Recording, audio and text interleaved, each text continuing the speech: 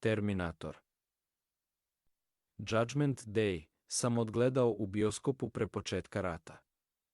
Terminator, doslovno, onaj što ograničava, okončatelj, reč koja vuče poreklo još od doba starih Rimljana. Zahvaljujući pomenutom filmu, gotovo da ne postoji delić sveta u kome ljudi nisu čuli za okončatelja.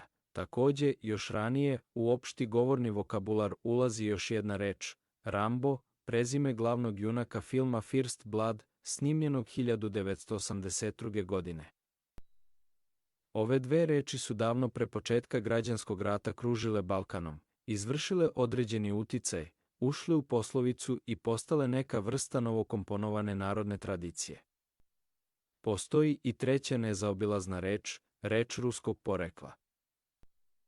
Prezime jednog sovjetskog oficira postalo je sinonim za najpoznatiju jurišnu pušku u istoriji, Kalašnikov, odnosno AK-47. Začudo, do početka građanskog rata u Jugoslaviji i pored činjenice da se u naoružanju naše armije već decenijama nalazila modifikovana, jugoslovenska verzija nazvana M70B1, malo ko je, osim ljudi kojima je to posao, pomenuto oružje povezivao sa čuvenim, Kalašnikovim, tako često viđenim u Rambo filmovima. Ali budući da je moja radoznalost sezala i u tom pravcu, znao sam da naša vojna industrija nije tako inventivna kako je to nastojala da prikaže dnevna propaganda preko mas-medija ili u školi, na časovima odbrane i zaštite. U rečnik prosečnog Jugoslovena reč, Kalašnikov, ulazi verovatno tek sa slučajem špegelj, uoči samog početka građanskog rata. Koristeći neznanje običnog čoveka, televizija Beograd govori o zaplenjenim Kalašnikovima, kao sasvim stranom oružju koje se prvi put pojavljuje u regionu. Ali vratimo se Schwarzeneggeru u crnoj kožnoj jakni, sa tamnim naočarima, na motociklu, veliki plakat, jedan u izlogu bioskopa u mom rodnom Zaječaru, drugi na zidu jedne kuće u Varošici koja se zove Dalji. Kuća je hrvatska. Pokušao sam da napišem pesmu na tu temu po povratku iz rata. Zadržao sam samo prvu rečenicu. Ovo je rat ljudskih terminatora. Ovo je rat ljudskih terminatora. Cetinje. Jun 1991. Polažem prijemni ispit na Cetinskoj likovnoj akademiji. Kao i na svim ispitima te vrste, tu se nalaze mladi ljudi iz čitave naše zemlje. Njihovi gradovi su Dubrovnik, Beograd, Ljubljana, Sarajevo, Bitolj, praktično to je Jugoslavija u malom. Po površini smeđeg pak papira, povlačim linije ugljenom prateći konture modela, smežurenog starčića koji stoji na drvenom podijumu. Oslonjena o zid je slika koju sam radio prethodnog dana, to je mrtva priroda, glineni krčag, sivoplava draperija i stari italijanski šlem u onom stanju u kom obično srećemo plehane islužene šporete na đubrištu, rupičaste i crvene odrđe, tanke poput kartona. 50 godina je prošlo od svetskog rata, nije ni čudo. Dok stojim iza crtaće table proučavajući nagog čoveka čiji oblik memorišem, do mene dopire tihi razgovor negde iz šume starih i oljuštenih štafelaja i prolazi poput kakvog statičkog šuma kroz svest, nešto me ipak privuče da za trenutak odbacim problematiku proporcija i pomnije oslušnem razgovor. Mladić iz Beograda i devojka iz malog mesta nadomak bara prepričavaju neki vrlo zanimljiv događaj, koji je opet neko prepričao njima. U pitanju je auto koji čeka svog vlasnika na nekom parkingu. Potpuno, spljeskan, tenkovskim gusenicama. Prilazim bliže, pitam, gde se to desilo? Prva mi je pomisao, negde u inostranstvu, Bliski istok, Irak, Palestina. Tako i formulišem sledeće pitanje. Ne tamo, Slovenija, kaže na moje iznenađenje devojka. Zatim, ratoborno sevajući očima, komentariše, sasvim glasno, akciju vojske, uživajući u izrazima koje najčešće koriste fudbalski navijači. Sredit će ih, ima da ih rasturimo, tako i mi treba. Njen sagovornik se smeška, devojka iz Slovenije koja se nalazi u istoj prostoriji ali na njenom suprotnom kraju, ima izvestan alibi da možda ništa i ne čuje od svega, što i pokazuje svojim ćutanjem. Kasnije sam je ipak čuo da kaže, zašto nas napadaju, mi nikoga ne napadamo. Hrvat iz Dubrovnika nije rekao ni pre ni posle išta, Ćutao je, potpuno zaklonjen masivnom crtaćom tablom i marljivo gradio mrežu linija. Čula se samo škripa lipovog ugljena po papiru. Na peronu železničke stanice u Titogradu, dok iščekujem voz koji će me odvesti kući, ne primećujem neku posebnu nervozu ili paniku kod putnika, u kojoj meri su oni svesni da je otpočeo građanski rat. Ne znam. Sedim na klupi, a do mene je čovek srednjih godina, odsutnog izraza lica. U ruci mu je jedan od onih džepnih televizora tipa Casio. Razgovaram sa njim o trenutnoj situaciji, o kojoj gotovo da ne znam ništa jer sam za tih nedelju dana na Cetinju bio praktično isključen od svega, misleći samo na svoj prijemni ispit. Čovek mi ukratko objašnjava, upućuje me u neverovatne vesti koje su do njega doprle i u koje nisam ne može sasvim da poveruje. A za to vreme, u njegovoj krupnoj šaci, na liliputanskom plavičastom ekranu, promiču neki tamni obrisi izbrazdani jakim statičkim smetnjama, možda kolona civilnih vozila, možda kolona tenkova, ko će ga znati. U svakom slučaju slike iz Slovenije video sam tek po povratku kući, tako sam potpuno slučajno propustio početak prvog rata na tlu Evrope od završetka onog velikog svetskog. Deo drugi. Niš ekspres. Buđenje. Ne znam kada sam napisao svoju prvu naučno-fantastičnu priču, ali je to bilo jako rano, još u nižim razredima osnovne škole. Jedna, inače nezavršena, mi je sada posebno zanimljiva.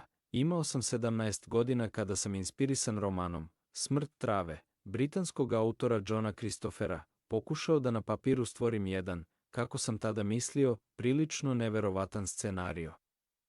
U toj priči koja je ostala bez naziva i raspleta, ja sam u stvari predvideo jedan budući rat u Jugoslaviji. U 2 sata noću, donosilac poziva je nalegao na zvono, te noći legao sam kasno. Pratio sam BBC-ev World Service i postavio impregnirano platno na štafelaj. Spavao sam ili dremao tek 1,5 sat, kada me prodorni zvuk u pravom smislu reči ubo pravo u srce. I tamo ostao da vibrira. Moj otac je prvi izašao u hodnik, a ja sam i dalje kobajagi, spavao. Kroz zatvorena vrata svoje sobe čuo sam glasove. Predosetio sam odmah da je nešto sa mnom u vezi, u polupanici koja je kod njega uvek izbijala u prisustvu uniformisanog lica, ne zato što je ikada imao posla sa zakonom, već zato što je uvek spadao u natprosečno savesne građane. On je, i ne pročitavši kome je poziv namenjen, sam potpisao dotični dokument. Znam da sam oduvek mrzeo tu njegovu osobinu koja se graničila sa servilnošću. U njegovim ćelijama nije bilo pobune. To je bilo iznad njegove moći. Kada sam otvorio vrata svoje sobe, spazio sam malog, žgoljavog čičicu sa velikim ušima i starinskom baterijskom lampom. Gledao me sažaljivo, nekako sa saučešćem. Nesporazum je bio razrešen, poziv je bio za mene i prvo što sam čuo iz očevih usta bilo je: odmah se spremaj, već ti štopuju vreme, dobar građanin, savestan građanin, uvek na usluzi sistemu. Jedan deo mene se povinovao i potišteno predao nekome ili nečemu u ruke. Onaj drugi je, uvređen, zarežao. Mogao je da pročita poziv, da slaže da nisam u stanu ili nešto drugo. Mogao sam da mu oprostim nedostatak mašte, ali nedostatak želje da me spase od izručenja mašineriji sistema, to ne.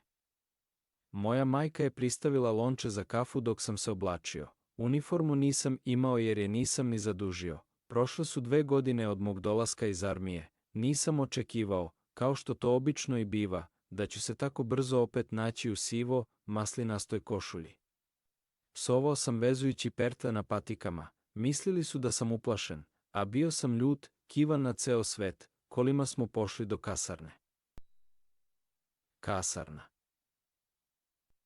U 3 sata ujutru, ulice grada deluju krajnje propalo i turobno. U kasarnama je taj utisak pojačan, arhitekturom vojnih zgrada koje kao da su namerno tako osmišljene da ubiju, monotonijom, hladnoćom i sivilom. Kazneno-popravni domovi, mnoge škole i bolnice posjeduju često istovetne fasade. Sličnost po svemu sudeći nije slučajna.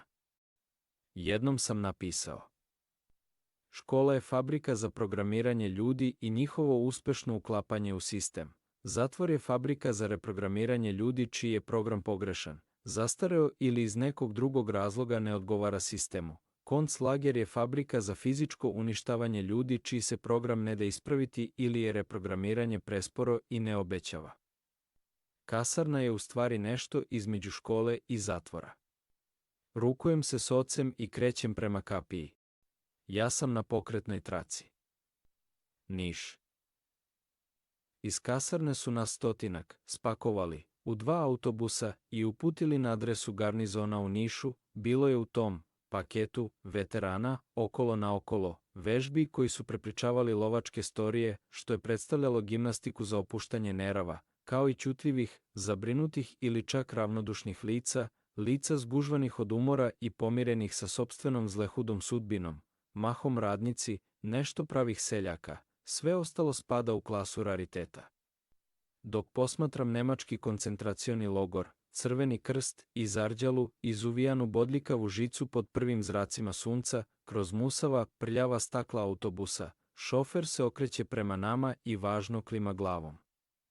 Kraj puta narode, kasarna i koncentracioni lager pretvoren u muzej su odvojeni samo zidom. Dočekuje nas veliko spremanje. Tenkisti drže motore, 84-ki, upaljene, čete pakuju ličnu opremu. Jedan deo poligona je potpuno prekriven borbenim rancima, transportnim vrećama, šatorskim krilima, šlemovima. U svakom slučaju, pomislio sam, ovde su u pitanju manevri, a ne par dana smucanja po brdima. Dobili smo hranu. Prošao sam tog dana bez brijanja, ali sam morao na šišanje. Uniforme, ne sasvim kompletne, pokupili smo sa gomile ispred jednog od magacina. Nisam našao na ramenice običnog vojnika, uzeo sam desetarske. Tada sam prvi put kod nekih vojnika video takozvane pločice, koje se nose oko vrata i služe za prepoznavanje vojnika nakon njegove pogibije na bojnom polju. Američki marinci svoje zovu pseće, većina vojnika ih nije imala. Ove pločice bile su u stvari metalne kutijice poput minijaturnih tabakera. Unutra par listića navoštene hartije sa odštampanim rubrikama za lične podatke. Primitivnost i nefunkcionalnost predmeta su izazivali podsmeh. Fabrika koja je proizvela ovaj u ratu ipak važan deo opreme nije ugradila ni najprostiji metalni lančić. Umesto lančića, kroz rupice na vrhu kutijice, provlačio se običan tanji kanap.